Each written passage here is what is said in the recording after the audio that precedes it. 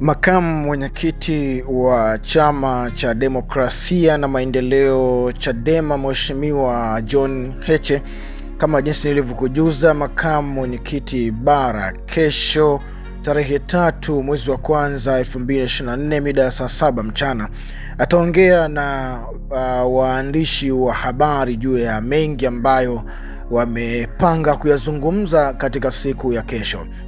Ikumbukwe John Heche ni kiongozi wa chama hiko na cheo ambacho nimekutajia, na asilimia kubwa ya watu wengi walikuwa wakisubiria sauti yake kwa muda mrefu, baada ya kuwa alikuwa yuko busy kufuatilia mambo yanayohusiana na masuala ya kisiasa, lakini pia kumfuatilia Lissu na kesi yake ambayo imeendelea kumkabili, kesi ya uhujumu uchumi. Hivyo basi masikio ya wengi ni kesho.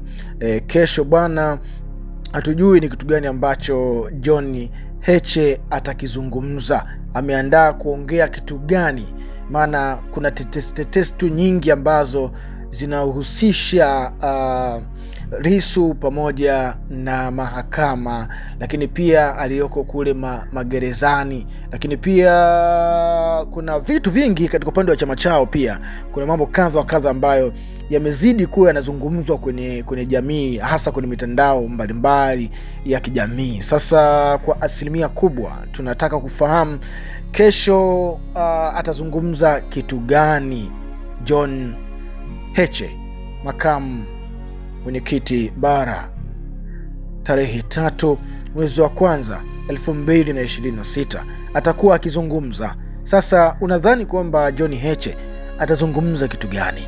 Ni nini ambacho amekiandaa kwa ajili ya kukizungumza kesho kwenye press conference, yani waandishi wa habari na yeye kuweza kuzungumza na kuongea na umma wa Tanzania?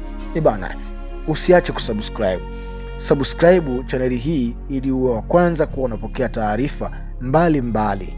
Karibu sana, subscribe. Hadi wakati mwingine, bye bye.